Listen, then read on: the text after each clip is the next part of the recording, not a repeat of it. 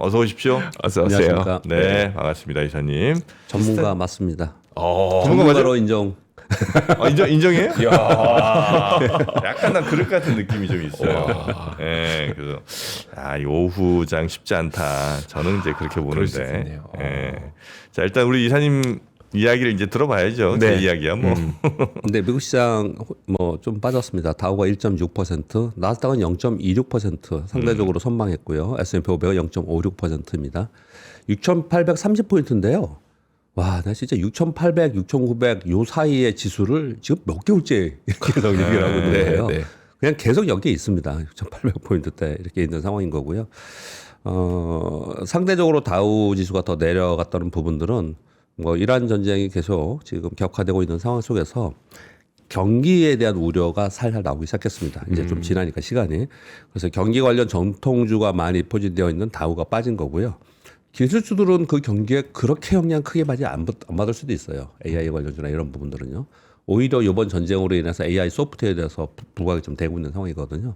그러다 보니까 기술주는 상대적으로 낙폭이 좀 작은 그런 모습을 나타냈습니다. 그렇지만 이제 걱정이 되는 부분은 지금 보니까 좀 전에 그 밖에서 보니까 WTI가 요거보다는 지금 떨어졌습니다. 79.1이 아니고 78달러까지 좀 떨어져 있는데요. 이게 80달러 넘어섰습니다. 양중에. 그래서 유가가 급등을 좀 했죠. 유가 급등하면서 달러인데스도 99까지 올라왔고요. 달러인데스 올라오다 보니까 원화도 다시 올랐겠죠. 원화 약세가 네. 됐고 또 엔화도 약세가 되는 그런 모습을 나타냈습니다. 국채 수익률 좀 올랐습니다. 10년만기 국채 수익률 4.14. 시장이 제일 안 좋게 생각하는 것들이 지표가 그 방향으로 좀 됐습니다. 그런 거에 비해서 나스닥이 그래도 잘 버텼던 것은 일단 브로드컴이 실적 발표했는데요. 4.8% 상승을 했어요. 브로드컴이 실적 발표하면서 다시 시장에서 부각이 되는 것은 그 에이직 맞춤형 반도체, 특화형 반도체 이런 부분에 대해서 관련 종목들은 상대적으로 좋다. 이런 얘기들이 현재 나오고 있는 그런 상황인 거고요. 여기 보시면 마이크론 테크놀로지 0.93% 하락이죠. 엔비디아 플러스 0.17이고요. 큰 움직임은 기술 쪽에는 없었어요.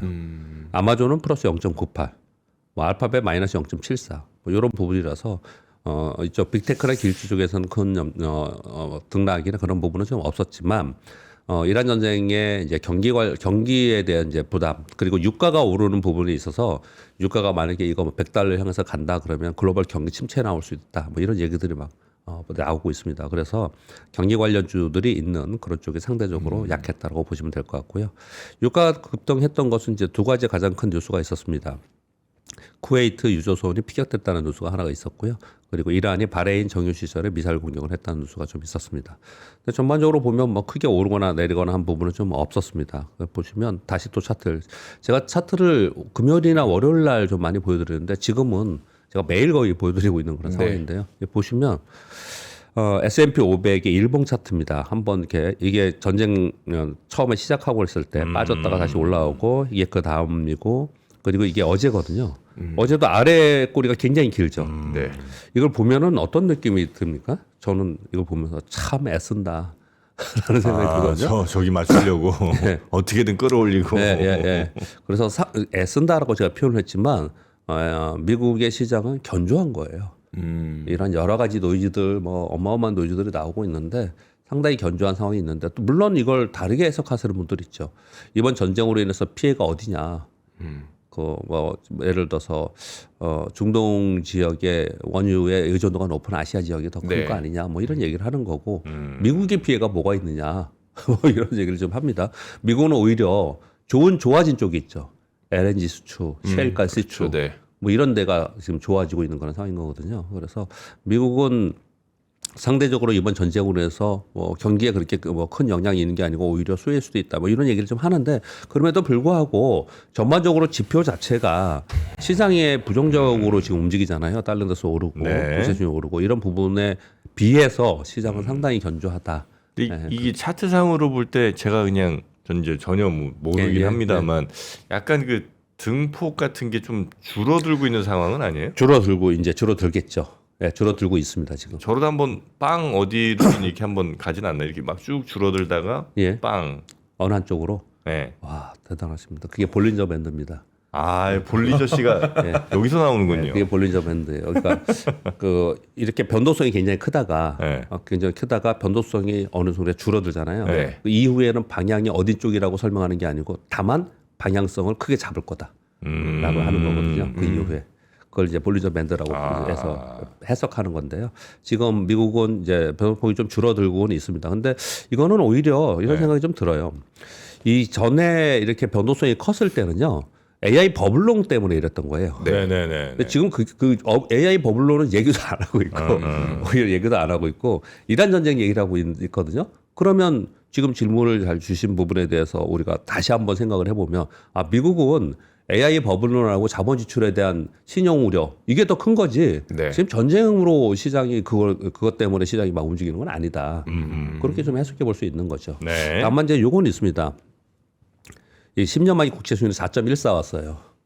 이게 오르면 제가 조금 과장해서 표현을 하면은 이게 막 4.3, 4.4 간다. 네. 그럼 전쟁 종료하지 않을까 트럼프 대통령이? 트럼프 대통령이 타코는 다 이걸로 하는 거거든요. 네. 그래서 국채금리로. 요게 올라가는 게 걱정스러운 거예요. 저는 예전부터 작년부터 계속 얘기했던 분의 제 시황과 중에 하나는 뭐냐면 10년 만기 국채 수익률이 이게 4.4, 4.5를 넘어가는 그런 흐름으로 간다. 그럼 주식 다 팔아야 된다. 저는 그렇게 생각을 좀 하거든요. 네. 그래서 이게 올라간 게 걱정스러운 거예요, 지금. 그래서 이게 좀 올라온 부분은 시장이 악재였지만 전반적인 시장은 어떻든 박스권 유지를 계속하고 있는 그런 상황이다. 그렇게 정리하겠습니다. 자, 우리 시장. 참 굉장히 이례적인 거예요. 물론 절대폭 자체도 뭐 제가 30년 있는 때만이 아니고 우리나라 주식시장이 열린 이후에 네. 이러한 절대 수치로 막 1000포인트 이상 올라가고 내려간 게 없었죠, 당연히. 당연히 지수가 많이 올라왔으니까 절대 수치도 그렇죠. 근데 그거는 인정이 되는데 이 절대 수치를 떠나서 등락률 있잖아요. 등락률도 이거는 역대예요, 역대급이에요. 사상 최초로 이렇게 움직이고 있는 겁니다. 이런 부분들이 생기고 지수 막 14% 이게 이렇게 오른 건 한 번도 없었죠? 왜냐하면 옛날에는 상한가가 8%였고 그 다음에 10% 됐다가 15 됐다가. 예, 15 됐다가 30 됐기 때문에 예전에는 이런 수가 굉장히 큰 변동성이 있었지만 이런 폭은 없었던 거예요. 그러네요. 예, 그랬던 거예요 예전에는요.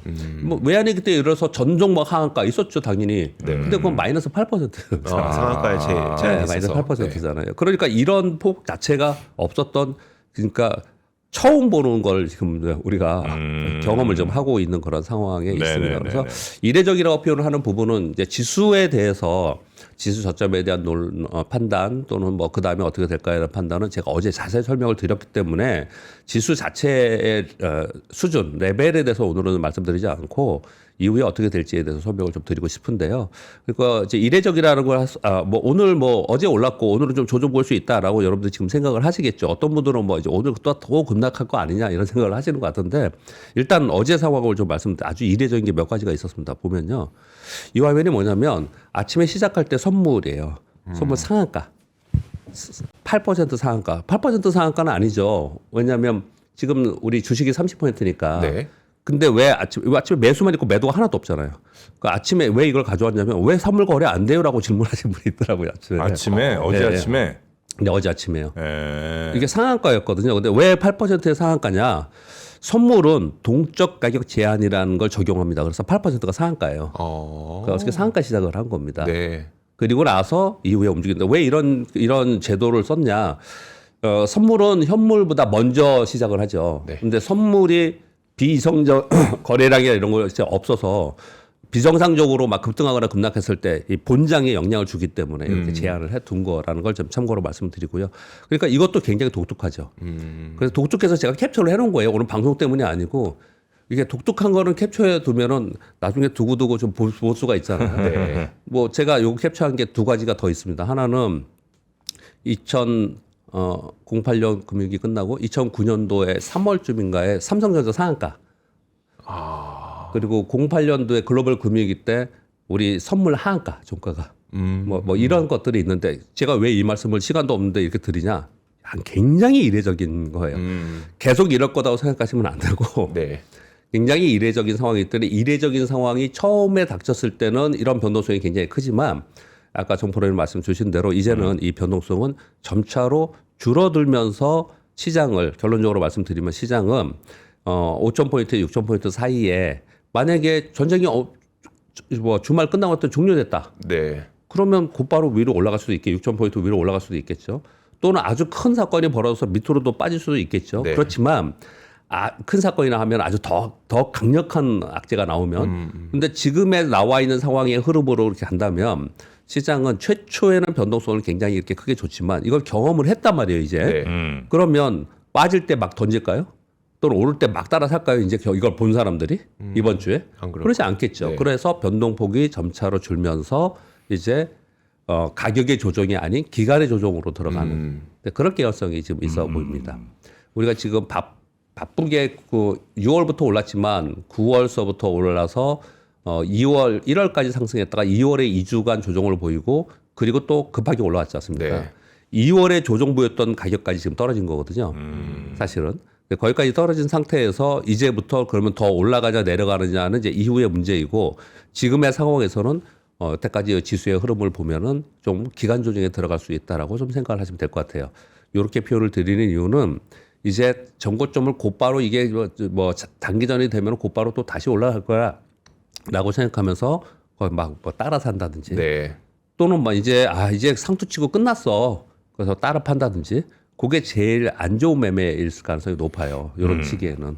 그래서 그 박스권에 기간 조정 들어갈 수 있다라는 게 저의 생각입니다라고 먼저 서두에 말씀을 드리는 겁니다. 어제 뭐 선물 상한가 여기 말씀을 드렸고 또 이례적인 게 또 많았습니다. 그래서 화면 그냥 어저께 거긴 하지만 그래도 한번 볼게요. 이 코스닥 시가총액 1위서부터 있는 종목이거든요. 60개 종목인데 모두 다 올랐어요? 어저께 다 올랐죠. 당연히 다 올랐는데 네. 퍼센테이지가 20, 12, 18, 23 이런 거예요. 코스닥이구나. 이게 코스닥이고요. 네. 그리고 요거는 그냥 제가 관심 종목에 있는 건데 여기에 보시면 맨 위에 있는 삼성전자, SK하이닉스 있고 밑에 보면 TCK, 리노공, 이오테크, 유진테크 있죠. 이게 지금 20%대 25%의 상승을 했잖아요. 네. 근데 나머지 밑에 보면 그러진 않아요. 근데 또 20% 이상 상승한 쪽이 어디냐면은 우주항공과 방산이었습니다. 요게 우리가 알아야 될 내용이에요. 시장이 급락하거나 급등할 때 어느 쪽에 수급이 들어오고 어떤 섹터를 보는가 또 어떤 종목을 보는가를 보는 게 되게 중요하거든요. 그래서 제가 이렇게 쓴 겁니다. 대부분 급등이지만 20% 이상 급등한 섹터는 반도체 소부장과 우주항공 방산이었고 네. 어제 강세 ETF를 보면은 코스닥이 제일 셌고 상대적으로 코스닥을 더 지금 시장의 수급이 좋은 편입니다. 어제 같은 경우에도 외국인들하고 기관들이 어저께 코스피에 팔았죠. 근데 코스닥은 외국인들이 8,500억 샀고 기관들이 6,700억 샀어요. 이거는 지금 코스닥에 대한 기대치가 있는 거예요. 지금 시장에서는요. 네. 네, 그래서 상대적으로 코스닥 지수가 어제 강한 모습을 나타냈고 그다음에 반도체, 그다음 방산우주, 그다음 조선, 그다음에 고배당이에요. 고배당은 왜 그럴까요? 고배당은 상법 이제 개정? 세법 개정이 네. 나와 있기 때문에 네. 모멘텀이 있기 때문에 이렇게 고배당 쪽도 상대적으로 강한 그런 모습을 보였습니다. 그런데 좀 걱정스러운 부분은 이런 거죠. 또는 걱정을 하고 싶어 하시는 분들은 삼성전자가 외국인들이 지금 11일째 순매도하고 있습니다. 11일째 순매도하고 있는 상황이고 반대로 개인들은 2월 24일 그리고 기관들은 어제 하루 빼고 다 매수를 했어요. 근데 기관들의 매수도 금투 매수가 거의 대부분이거든요. 네. 그래서 한마디로 표현하면 11일 연속 외국인들은 매도하고 있고 개인들은 계속 사고 있다. 이쪽을 이런 부분들이에요. 근데 이것이 꼭 개인들이 샀기 때문에 상투냐 아니면 개인들이 샀기 때문에 뭐 또는 개인들이 요번에는 성공하지 못할 것이다. 이렇게 단언할 수 없습니다. 이번에 우리 여의도에서 맨날 하는 얘기가 요즘에 하는 얘기 중에 많은 얘기들이 어떤 것들이냐면 우리가 과거에 폄하했던 개인 투자자들, 개미 투자자들하고 지금하고 또 달라요. 상당히 많이 다릅니다.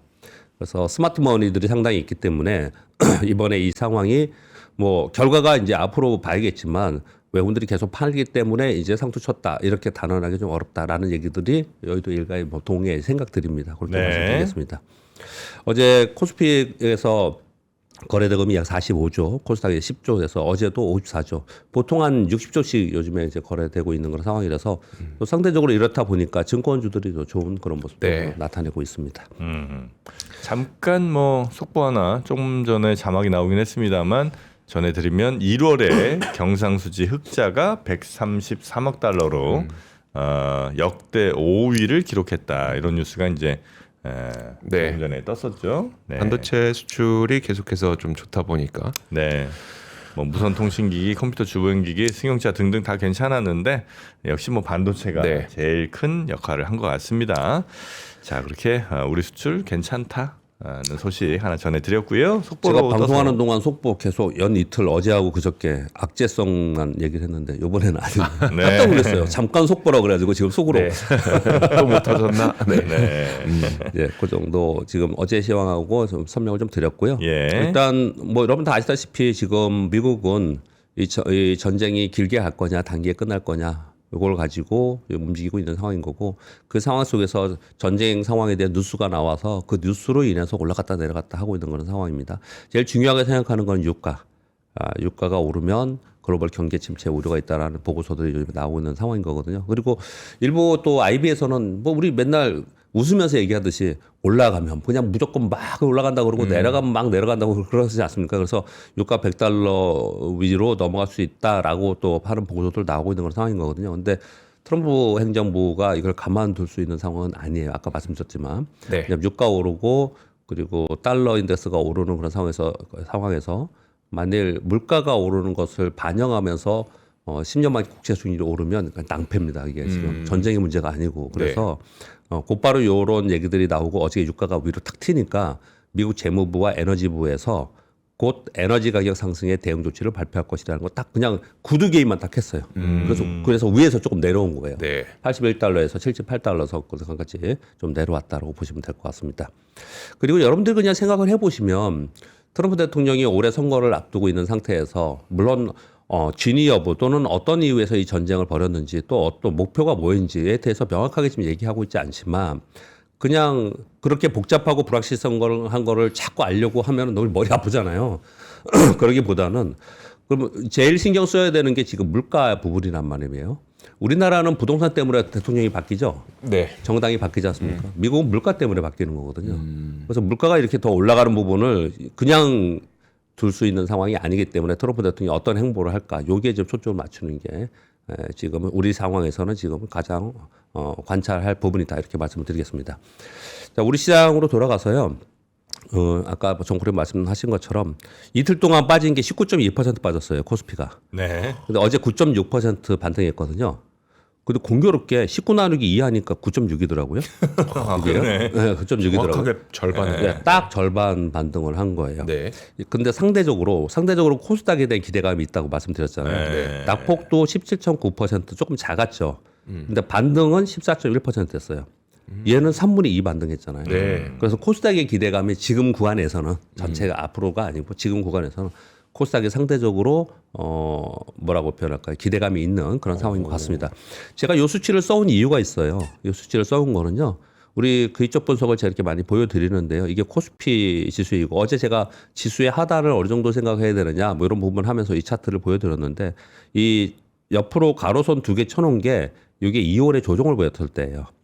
1차 상승이 있었고 그다음에 2차 상승이 있었고 그다음에 3차 상승 올라와서 조정을 보였던데 거기까지 내려왔잖아요. 네. 그래서 이건 일단 수급과 심리적으로 볼 때 지지라인 형성이 좀 될 수 있는 부분이고 그리고 밸류에이션도 그래요. 5,000포인트 위쪽으로 좀 바라보고 있기 때문에 이 박스권이 공교롭게 또 5,000에서 5,200입니다. 그래서 이 안으로 들어와서 매수가 다시 들어오는 그런 현상은 좀 있어서 일단 지금 현재 상태까지는 전체적으로 뭐랄까 공감하는 지지 라인은 5,000에서 5,200 사이에서는 지지할 수 있지 않을까 이렇게 지금 시장이 보고 있는 상황이에요. 자, 그리고 나서 아까 그 수치를 보여드린 거는 반등을 딱 반만 했잖아요. 네. 보통 하락을 하면 일단 센 종목은 하락할 때 어떻다고요? 하락하지 않고 옆으로 횡보한다 그랬죠. 네. 그래서 한 10% 15% 정도는 조정을 보일 수가 있어요. 근데 그 이상은 지금 빠진 거지 않습니까? 네. 일단 그 이상 빠지는데 이게 경기와 관련돼 가지고 길게 빠지면 30% 이상 빠집니다. 시스템 위기가 발생하면 50% 이상 빠집니다. 근데 지금의 이 상황은 아직까지 뭐 경기가 뭐 글로벌 경기가 위축되고 이런 얘기가 아니기 때문에 보통 15에서 20% 정도가 과거에 미국도 그랬고 우리도 그렇고 전반적으로 그렇게 움직였습니다. 조정을 폭을 보였어요. 그래서 그런 정도로 말씀을 드리고 있는 거고요. 그리고 반등은 또 어떻게 해석을 많이 하냐면, 즉, 더 갈 애들은 15% 밑으로 안 빠질 거고, 네. 그 밑에 더 빠지는 애들은 기간 조정이나 좀 시간이 필요할 거고, 그 밑에 더 빠지는 거는 그거는 뭔가 다른 게 이유가 있는 거고 이렇게 설명하는 거고요. 올라올 때는 이게 빠진 게 전체적으로 아까 저 수치 보면은 19% 하락을 했잖아요. 근데 어제 만약에 반등이 15% 반등했다. 그럼 오늘 셌을 거예요. 악재가 있었어도 네. 수급상으로. 왜냐하면 사람들의 심리라는 게 심리가 투영된 게 수급이고 수급이 투영된 게 이 차트다 이렇게 항상 말씀드리지 않습니까? 근데 딱 반만 됐어요. 그 되게 애매한 거죠. 만약에 어제 반등이 9.6%가 아니고 어제 3% 반등했으면 어땠을 것 같아요? 그러면 되게 불안해할 것 같아요. 오늘 급락했을 거예요. 이게 이런 반등이 아니고 어제 반등이 5,200 뭐 요 정도에 끝났다. 그럼 오늘 급락했을 거라고요. 이게. 근데 어제 애매하게 딱 반을 반등했어요. 그게 무슨 심리일까요? 그러면 더 막 위로 치고 올라가는 거 그 위까지는 아닌 것 같고 또 여기서는 또 매수해야 되는 거 이런 심리가 아닐까요? 그러면 딱 반등했습니다. 그러면 어떻게 하는 게 좋을까요? 여러분 어떻게 하면 좋을까요? 이게 시장이 이제 저점 찍었어요라는 확인도 안 됐어. 그렇다고 아주 약한 것도 아니야. 그냥 반만 반등했어요. 그러면은 이게 방향이 지금 설정된 게 아니잖아요. 네. 확실하게 저점 형성하고 이제 올라갈 거야 또는 더 내려갈 거야라는 게 없지 않습니까? 그럼 모르는 거잖아요. 네. 그럼 나는 모르는 대로 거래를 하는 거죠. 모르는 대로 거래하는 게 무슨 말일까요? 이미 지금 며칠간 매일 방송을 드리고 있잖아요. 시장이 하락할 때 바빠야 되고 가지치기 해야 되고 선택과 집중해야 되고 종목 교체 해놔야 되고 또 현금을 확보할 사람들은 확보를 20% 30% 확보하고 이게 이미 끝났어야 되는 거잖아요. 네. 그렇잖아요. 이런 변동성이 있었는데 그걸 안 하고 가만히 있었다? 그거는 뭐라고 할까요? 내 투자에 대한 유기죠. 나태함이죠. 근데 네. 만약에 했단 말이에요. 근데 상황이 50% 반등했어. 그러면 가만히 있는 거죠, 이제는. 이제는 이제 주시해야죠. 요런 심리가 분명히 있을 거란 말이에요. 기관 투자가들이 로스콜 안 했을까요? 했습니다. 또 어제 샀던 것들 뭐 저가에 매수 좀 했을 거란 말이에요. 네. 현금이 있었다면. 그리고 나서 오늘 방향을 못 잡고 아까 정프로님 서두에 말씀하신 것처럼 주말을 앞두고 있는데 오늘 방향성을 잡으면서 위로 막 사? 아래로 막 팔아?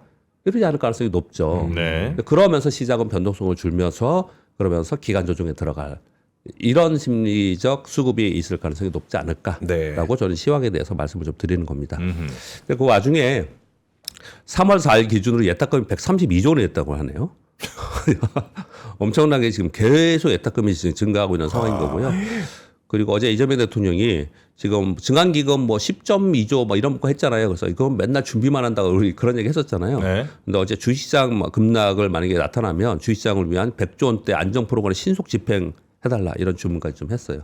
그래서 시장에 좀 하달에 대한 안정감은 상대적으로 물론 뭐라고 표현할까요? 그런 언급이었지만 시장에서는 이런 부분에 대해서는 이제 급락하면은 다시 반등할 수 있다. 이런 심리를 좀 만들어내는 네. 그런 것들이 어저께 좀 있었습니다. 물론 저 100조 원대 안정 프로그램이 꼭 뭐 주식시장에 직접 들어오거나 아마 이런 것보다는 뭐 네. 채권이라든지 이제 다양한 시장 안정을 통해서 이제 주식시장도 안정시킨다 이런 간접적인 방식인 것 같긴 하더라고요. 예, 그런데 여튼 이제 심리에는 굉장히 큰 안정감을 줄 수는 있었겠죠. 네, 맞습니다. 네, 뉴스 전해드리면서 뭐 몇 가지 또 말씀드리겠습니다. 이란 전쟁에 대해서 뭐 얘기 안 할 수가 없으니까 저는 뭐 여기에 대한 정치적인 이런 부분 빼고 주식시장에 필요한 것만 말씀을 좀 항상 드립니다. 미국 요청으로 수천 명의 크루드족이 전투원이 지상 공격을 시작했다. 폭스뉴스에서 이런 게 있었고요. 이게 이제 악재가 된 거고요. 그 주중 이란 대사가 핵 협상 중 공격을 한 거다. 협상하다 미국이 공격을 했다. 이거 진짜 이거 너무한 거 아니냐. 뭐 이런 뉘앙스입니다. 그래서 단호히 보복할 것이며 미국 본토까지 공격할 수 있다. 이 미국 본토까지 공격할 수 있다는 걸 미사일로 본토 공격한다는 얘기가 아니에요. 이거 뭐죠? 테러입니다. 테러. 그래서 테러 걱정을 되게 많이 합니다. 네. 그러니까 미국의 전문가들은 미국 본토의 테러 위협 가능성이 좀 높아져 갖고 이걸 걱정을 많이 하고 있는 상황인 거고요. 트럼프 대통령을 악시우스 인터뷰를 했는데요. 다음 이란 지도자 선출 과정에 내가 직접 관여해야 된다. 그래서 하메네이 아들은 나 받아들일 수 없고 내가 원하는 사람을 네. 세워야 된다. 이런 얘기를 좀 하고 있고요. 근데 그 뉘앙스는 어떻게 생각하세요? 만약에 하메네이 아들이 선출이 되면 그러면 어쩔 수 없이 5년 안에 다시 전쟁을 할 것이다. 저는 그 말이 뭐라고 표현할까요? 되게 걸려요. 곰곰이 생각을 주말에 해볼까 생각을 하고 있어요. 네. 네. 왜? 지금 전쟁하고 있는데 5년 안에 다시 전쟁한다는 왜 할까? 이거 빠지려고 그러는 거 아니야? 전쟁에서? 아 지금 이거 하다가 왕창 하다가 5년 후에 전쟁 또 할 거란 얘기를 왜 지금 하고 있는데? 근데 그냥 5년 후에 할 거면 지금 끝내지. 네. 뭐 그런 뉘앙스를 좀 풍긴 것 같아요. 그래서 그걸 좀 찾아볼까 생각을 좀 하고 있습니다. 네네네. 그런 얘기가 좀 있었고요. 그리고 중국 당국이 정유업체, 중국 영내 정유업체 디젤 휘발유 수출을 중단 지시했다고 합니다. 얌전하지. 근데 뭐 당연히 중국은 중동의 석유 수입 의존이 이제 크다 보니까 이란 전쟁 장기화 가능성이 이제 나타나면서 내수용을 이제 확보하려고 하겠죠. 네. 이게 지금 중국만 이런 게 아니고요. 제가 뉴스는 가져오지 않았는데 그 러시아에서 네. 유럽으로 가는 가스 수출 그거 중단한다는 뉴스도 좀 나오고 있는 상황이에요. 네. 그런 뉴스가 나오면서 이제 또 각자들 자기 살 길을 좀 찾고 있는 네. 그런 상황이 좀 되고 있다라고 말씀을 좀 드릴 수가 있겠습니다. 그리고 3번, 4번 뉴스는 미국의 그 트럼프 대통령의 관세 관련 뉴스입니다. 일단 첫 번째, 미국 국제무역법원에서 행정부에 1,300억 달러 규모의 관세 환급 절차 개시해라라고 명령했다고 합니다. 지난번에 대법원에 상호 관세에 위법하다는 대법원 판결을 내렸지 않습니까? 네. 그래서 이번 명령으로 관세 국경보호국은 지난번에 IEPA에 따른 상호 관세 요거 징수를 중단하고 이미 청산 절차가 완료된 관세에 대해서는 재청산을 통해서 환급해야 된다. 최근 180일 이내에 관세를 납부한 기업은 이의 제기를 통해서 전부 다 환급해야 된다. 이렇게 얘기를 하고 있고요. 또 한 가지는 트럼프 행정부에서 당연히 항소하겠죠. 네. 근데 어떻게 얘기했냐면 항소가 진행되는 동안 명령 효력을 멈춰달라고 요청을 했거든요. 이런 거 무슨 의미인지 아시죠? 우리 네네네. 맨날 정치 뉴스 많이 들으니까 요즘에. 근데 요거 불가 판정을 했어요. 즉각 다시 돌려주라는 예, 얘기네. 예. 저게 가처분 소송 같은 거였었나 보네요. 예, 예. 그러면 환급 테마도 한번 찾아봐야 되겠네요. 근데 우리나라 수출 기업들이 대부분 그러잖아요. 네, 뭐 자동차 같은. 예, 그러니까 그동안 이제 요 세금 많이 냈던. 근데 현대차 정도면 IAPA. 예, IAPA에 예. 세금을 냈던 업체를 찾아야 돼. 대부분 미국 기업들이죠. 미국 기업들이 소유업자가 세금 내잖아요. 그렇죠, 그렇죠. 네. 아 그래요? 예. 미국 기업들인 거죠. 아, 하여튼 저는 환급 테마 한번 찾아보겠습니다. 예, 이런 뉴스가 있었는데요. 네. 4번 뉴스는 오히려 더 놀라울걸요.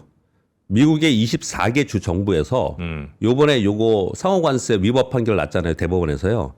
곧바로 한 게 뭡니까? 무역법 122조에 근거해서 관세 10% 매겼죠. 이거요. 24개 주정부에서 이거 무효소송을 제기했습니다. 국제무역법원에 무효소송을 제기했습니다. 트럼프 대통령이 국제수입 적자 개념을 왜곡해서 법을 자의적으로 해석했다. 국가 풍물별 차등 적용으로 균일 관세 원칙을 이거 균일 관세해야 되거든요. 이거 10%는요. 이걸 위반했다고 하면서 무효소송을 냈어요. 그럼 트럼프 대통령은 지금 이래도 그냥 막 그냥 뭐랄까요 무수의 불처럼 그냥 자기가 계속 갈까? 선거를 앞두고 막 이런 내부적인 얘기들이 굉장히 많다라는 거죠. 네. 그래서 요 관세 관련해서 두 가지의 내용을 좀 가져와 봤습니다. 미국 민주당에서 좀 뭔가 좀 기치를 들 만한 좀 대표 선수 하나 딱 트럼프에 맞설 썸바디가 하나 있으면 참 그러니까요. 좋겠는데 그게 그러니까요. 안 보여요. 네. 미국 민주당도 진짜 문제야. 캘리포니아 주지사 여기 뭐 하냐? 뉴섬이요? 뉴섬인가? 맞을 거예요. 개빈 뉴섬. 예. 그 사람이 제일 민주당에서 유력하다 그런 얘기 있었는데 요즘에는 근데 우리가 언론에 못 접해서 그럴 수도 있죠. 그렇죠. 미국 내에서는 뭔가 굉장히 그렇게 뭐 이렇게 아니, 뭐랄까 그러니까 미국 전문가들한테도 제가 미국 사람들한테 물어봤는데 예. 구심점 될 만한 미국 좀 이렇게 무게감 있는 민주당 정치인이 좀 없긴 없다고 하더라고요. 예. 그 민주당이 그리고 그동안 피신이 어쩌니 해갖고 너무 민심을 좀 많이 잃은 것도 예, 그래서 지금 공화당이 제대로 지금 맞서서 못 싸우는 게 사실 이 정도로 공화당 그리고 트럼프가 이렇게 막 망가뜨려 놓으면 그렇죠. 사실 반발 심리로도 민주당에 누군가 나올 법한데 민주당이 너무 좀 없다는 거예요, 누가 사람이. 예, 맞아요. 그런 얘기 지금 좀 하더라고요. 공화당 내에서도 지금 반대하는 사람들 많이 나타나고 있죠. 전쟁도 그렇고 예. 그런 상황인 것 같습니다. 이제 이런 얘기를 왜 하냐면 정치적인 얘기를 하려고 하는 게 아니고요. 예. 트럼프 대통령의 올해의 행보가 있잖아요. 그 행보에 이러이러한 것들을 다 작용을 할 거예요. 근데 그래서 이런 뉴스를 가져오는 겁니다. 그래서 미국 정치를 얘기하는 게 아니고 트럼프 대통령의 행보가 직접적으로 그냥 즉각적으로 시장에 영향을 주기 때문에 이런 뉴스를 가져온 것입니다. 미국 요거는 두 번 말씀을 드렸는데 이제 확정이 됐습니다. 미국 AI 기업들이 100억 간에 모여서 유급 납부자 보호 서약에 서명했습니다. 자체 발전소를 건설해서 전기를 조달해야 된다. 데이터 센터 신설 시에 발전소 및 전력 인프라 비용 전액을 기업이 부담해야 된다. 개인한테 정말 국민한테 부담시키지 마라. 그리고 데이터 센터에 위치한 지역의 현지 인력을 채용하고 교육 제공해서 일자리를 창출해야 된다. 이거 뭐 당연히 이쪽에서도 이런 의무감이 좀 속으로 있긴 하겠지만 다 모여 그래서 배역관해 가지고 전부 사인하게 하는 건 엄청나게 세게 네. 했다는 부분입니다. 그리고 이제 배역관은 그래서 엄청 자랑합니다. 이 내용을 가지고 보도를 보면요. 샌디스크에서 이게 TMT 컨퍼런스가 뭐냐면 이게 뒤에 있는 게 테크놀로지 미디어 텔레콤인가 그래요 이게요. 네, 컨퍼런스에 있었는데요. 지금 이제 진행을 하고 있습니다. 여기 여러 가지 뉴스가 나오는데 샌디스크만 제가 가져온 이유는 이게 지금 메모리 반도체하고 상관이 있어서요. 이 뉴스를 가져왔습니다. 여기서 발표한 샌디스크에서 직접 발표한 워딩은 뭐냐면 2026년 말까지 낸드 공급 부족 상태는 유지될 것이다. 그래서 이게 확정을 자기네들이 확정을 얘기를 했어요. 네. 올해 말까지는 부족 상태가 될 것 같다. 그리고 데이터 센터 수요 성장률은 기존 20%에서 60% 중반으로 상향 조정한다. 그리고 고객사와 2년에서 5년 단위의 장기 계약을 맺는 추세이다. 오호. 그리고 HBF는 내년 초 정도에 아마 샘플이 출하될 것 같다. 그래서 이제 이런 정도는 이제 우리가 좀 흐름을 알고 있어야 될 것 같아서 말씀을 좀 드렸습니다. 그리고 7번 뉴스는 앞으로 우리 좀 주시해서 봐야 될 것 같습니다. 백악관에서 그 소위 AI향 반도체, 그 AI 가속기, 네. 그러니까 엔비디아 칩, AMD 칩 이것을 이제 중국에 판매에 대해서 허용하냐 마냐 그리고 적대국에서는 뭐 판매 중지한다. 여태까지 이런 얘기만 했었잖아요. 근데 이번에 나온 얘기가 뭐냐면 로이터발 뉴스인데요. 전 세계 모든 국가에 수출하려면 승인 받아야 된다. 이런 뉴스가 나왔어요. 전 세계로 향하는 AI 칩 선적을 미국 승인 없이는 제한한다. 사실상 미국 정부의 허가 대상으로 확대되는 조치다라는 거예요. 이거 확정된 게 아니고 추진 사항이에요, 지금요. 네. 그래서 이 뉴스는 앞으로 더 지켜보자라고 설명을 드리고 있는 거고요. 20만 개 이상 AI 칩 수출하려면 미국 내 데이터 센터에 투자를 해야 되고 보안 조치를 따라야 된다. 이렇게 지금 얘기를 하고 있거든요. 근데 왜 이 뉴스에서 저는 이걸 또 픽을 했고 관심을 좀 가질까요? 이렇게 보면은 두 가지 측면이 있는 것 같습니다. 이걸 딱 보면은 좀 악재성으로 보일 수도 있는 그런 부분도 있잖아요. 네. 근데 저는 이 뉴스를 보면서 그 첫 번째 딱 생각나는 게 뭐냐면 야, 이거 트럼프 대통령이 이거 가지고 또 딜을 하려고 하는가? 다른 국가에도요. 네. 일본도 한국도 뭐 왜냐면 우리 한국에서 지금 엔비디아 그 지금 GPU 살려고 하잖아요. 네. 그런데 승인을 받아야 된다는 거예요. 그러면 야 엔비디아 AMD 칩 이만큼 줄 테니까 니네 뭐 줘? 뭐 이러려고 하는 건가? 뭐 이런 생각이 살짝 들었고요. 그리고 또 한 가지는 어떤 생각이 들었냐면 트럼프 대통령은 정치인이고 기업인이지만 기술 쪽은 물론 뭐 저도 문외한이지만 기술 쪽을 너무 그냥 쉽게 생각하는 부분이 있을 수도 있겠구나. 만약에 이게 된다면 이 뉴스를 보자마자 생각이 든 건 뭐냐면 아까 생각하고 또 한 가지는 야 이러면 중국이나 한국이나 대만이나 엔비디아나 AMD의 칩에 버금가는 칩의 개발이 굉장히 빨라지겠구나. 이거 갖고 자꾸 협박하면 네. 자체적으로 다 특히 중국은 엄청나게 빨리 급히 이거를 지금 따라잡으려고 하겠구나. 지금도 노력을 하겠지만 네. 더 가속화될 가능성이 높겠구나. 이런 생각이 좀 들어요. 그래서 아마 판도가 상당히 또 달라질 수 있는 그런 조치가 될 수도 있겠다. 이런 생각이 좀 들었습니다. 네. 후속 보도를 좀 우리가 봐야 될 것 같습니다. 테라파워 요거는 그저께 뉴스를 한번 들었는데요. 미국 최초로 상업용 SMR 건설 승인이 났다고 합니다. 이번에 승인이 났다고 했고요. 생각보다 속도가 빠르네요. 예. 오, 네. 그래서 2027년과 2028년에 원전 운영 허가 신청해서 31년에 상업 운전을 시작을 할 것이고요. 그리고 2035년까지는 10개의 해외 SMR 공급을 목표로 한다. 이렇게 얘기를 하고 있는데요. 근데 이거 2027년에서 허가 신청해서 31년 운전 시작하면 이게 무슨 뭐 원전하고 하고 지금 급 움직일까? 이렇게 생각할지 모르겠는데 이게 승인이 됐고 건설을 시작을 하면 우리나라는 되게 또 운이 좋게 우리나라는 이걸 상업 운전해서 원전 사업을 하는 회사들이 아니에요. 우리 회사, 우리나라 지어주는. 네, 지어주고 장비 들어가고 하는 기업들이기 네. 때문에 우리나라한테는 되게 호재입니다. 이게 빨라지면서 그렇게 볼 수가 있겠고요. 그리고 이제 9번, 10번 뉴스는 이제 시장 전반적인 상황인데 당정에서 이게 어제 나온 뉴스는 아니고 그저께 나왔습니다. 제가 어제 이걸 못했더라고요. 스튜어드십 코드 활성화 협의를 지금 하고 있다고 합니다. PBR 0.8배 미만 기업에 대해서는 가치 정상화를 요구하겠다는 거예요. 이거 누가 하는 거죠? 기관 투자가가 하는 거예요. 네. 국민연금 등 기관 투자가들이 투자 대상 기업의 경영을 감시하고 기업 가치를 끌어올리도록 하는 자율규범 이행 실태 점검 및 역할을 요구할 것이다. 이게 지금 당정에서 얘기 나오고 있거든요. 이 부연 설명을 좀 드리겠습니다. 이 자체는 여러분들이 뭔지 아시죠? 일본이 왜 우리 시장이 이렇게 급등락을 하는가에 대한 설명을 제가 어제 세 가지를 말씀드렸는데 하나는 일본은 2013년에 아베노믹스가 생기고 2014년과 15년 2년 동안 소위 스튜어드 코드 활성화 아니면 거버넌스 개혁, 상법 개정, 세법 개정이 다 이루어졌어요. 네. 2년 이상에 지나고 나서 지수가 10,000에서 20,000까지 갔다가 그 다음에 20% 정도 하락을 했다가 그 다음에 또 올라가고 하면서 지금 50,000까지 올라가고 이런 상황이 좀 됐거든요. 그 이유는 뭐 이것 때문은 아니고 다른 이유 때문이겠지만, 근데 거기에 2년 이상의 이런 정책적 변화가 생긴 거를 우리는 반년 만에 지금 하고 있는 거거든요. 그래서 우리 시장은 더 빨리 이것을 반영하면서 더 급하게 올라갔고 그래서 더 급하게 내려가는 부분이 좀 있을 거라고 생각을 하고 이 얘기하면서 이 말씀을 부연 설명을 드리는 이유는 이게 끝난 게 아니라는 거예요. 1차, 2차, 3차 3법 개정하고 세법 개정했다고 끝나는 게 아니고 그 안에 세부적으로 이와 같은 그 중에 하나라는 거예요, 이게요. 이런 구체적인 내용들이 하나하나 되면서 바야흐로 이제 거버넌스 개혁이 되고 시장이 그것으로 인해서 안정감을 찾아가면서 소위 우리 시장을 뭐라고 얘기하냐면 우리 시장은요 계단식 상승을 했습니다. 500에서 1000 그렇게 오랫동안 있다가 외환위기 맞았고 그 다음에 1000에서 2000 그렇게 오래 있다가 글로벌 금융위기 맞았고 네.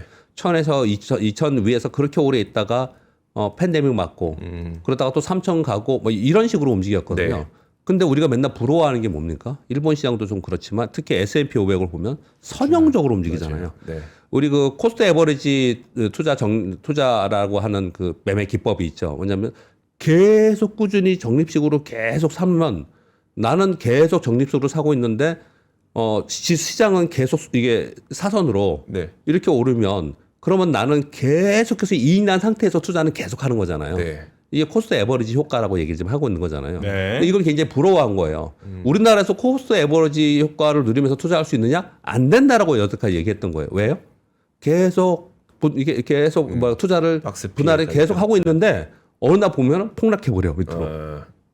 그러면은 이거 뭐 혹시 안 되겠구나 해서 팔든지 아니면 굉장히 어려움 속에 있다가 그다음 또 올랐다가 또 계속 거기 있고 이랬거든요. 좀 길게 설명드렸는데 제 바람이 여기 포함되어 있어서 그렇습니다. 네. 우리 시장도 그렇고 이러한 정책을 계속해서 해나가야지만 바야흐로 우리 시장이 안정적으로 우상향할 수 있는 시장을 만들어낼 수 있는 거거든요. 그런 것들 중에 하나이다 이렇게 보시면 될 것 같고 그래서 PBR 0.8배 미만 기업들이 굉장히 많거든요. 네. 만일 이게 강화되면서 약간 강제성을 띈다 이러면 이거는 굉장한 시장의 또 하나의 테마 또는 이슈가 될 수 있는 부분입니다. 그리고 10번 뉴스는요. 4대 은행의 ETF 판매 분석이 오늘 보도가 나왔더라고요. 올해 2달간 1월과 2월 KB신항, ETF 하나, 팔아요? 우리은행에서 팔린 은행에서 ETF 못 팝니다. 그래서 신탁 형태의 ETF를 팔아요. 뭐냐면 고객분이 증권사 오면 ETF를 사잖아요. 그냥 네. 돈 넣고. 근데 은행에 가면은 은행은 은행에서 운용해주는 신탁에 돈을 넣는 거예요. 그러면 네. 그 신탁에서 은행에서 ETF를 사주는 거예요. 네. ETF를 사주는 거거든요. 그러면 약간 직접 내가 하는 것보다는 시차가 좀 있을 수 있겠죠. 근데 이제 은행에서 맡기는 거예요. 그러니까 신탁이. 근데 이건 굉장히 보수적 자금이겠네요. 약간 보수적 자금이죠. 엄청 보수적 자금이죠. 근데 2달간 16.8조 팔았답니다. 우리 PB분들이 16.8조를 팔았고. 근데 오늘 제가 이걸 좀 물어봤어요. 여기 이쪽에 은행 계신 분들한테 그랬더니 예전에 ELS를 되게 많이 팔았어요. 맞아요. 근데 ELS가 막 박살나고 막 말이 많았잖아요. 그러니까 이제 뭔가 신탁 상품이나 아니면 이런 상품을 은행에서도 팔잖아요. 증권 관련 상품 팔잖아요. 그래서 ETF를 꽤 요즘 팔고 있는 상황이고 시장하고도 또 맞아 떨어졌고요. 그래서 2달 동안 16.8조를 팔았고 1월에 7.3조, 2월에 8.2조. 그리고 3월 3일과 4일 이 급락했을 때잖아요. 네. 이틀간 1.2조를 판매가 됐다고 해요. 단적으로 여기만 이렇게 팔리겠습니까? 증권사 얼마나 많이 팔고 있겠어요. 또는 퇴직연금에서 지금 DC형으로 옮기는 거 얼마나 많겠어요. 네. 아, 그러니 지금 ETF 시장을 제가 계속 말씀드리는 거는 야, 이거 우리나라 ETF 영향력이 다른 나라에 비해서 이제 작지 않거든요. 그런데 우리는 이미 ETF 시장이 있었는데 이게 활성화되는 걸 안 됐었어요, 그동안에. 근데 바야흐로 이제 활성화되는 초기 단계에 들어간 거거든요. 그래서 이게 유행이 돼가지고 또 여기에 포모가 있을까봐 또 걱정스럽다는 설명도 제가 드리긴 했는데 이런 것들을 보면은 이런 보수적 자금, 은행에 있는 자금 역시 이 자금들은요 출금해서 증권사 와서 ETF 안 사요. 이런 자금들은. 그렇죠. 근데 이런 자금들 역시도 이렇게 ETF의 신탁 형태로 들어왔다는 거는 지금 시장의 수급 상황을 대변해 주는 게 아닌가라고 또 생각이 듭니다. 네. 그렇게 정도 말씀드리겠습니다. 자, 그럼 뉴스는 요 정도까지 살펴보고 오늘을 박병창 이사님과의 시간은 마무리하면 될 듯합니다. 약간 어르신들이 움직이기 시작한 느낌이네요. 요즘 뭐 대학생들도 엄청 하고. 아니 근데 대학생들은 아예 은행을 안 가잖아요. 아, 근데 그렇죠. 은행에서 네. 저게 팔렸다는 거는 이제 어르신들까지 뭐 이제 그렇죠, 가서 그렇죠, 그렇죠. 아 요즘에 뭐 ETF 좋다 뭐 이런 식의 이야기가 있지 않았을까. 하여튼 뭐 그 어르신들도 많이 오시고 대학생들은 요 뭐 앱 같은 걸로 요즘 뭐 이미 다 했고.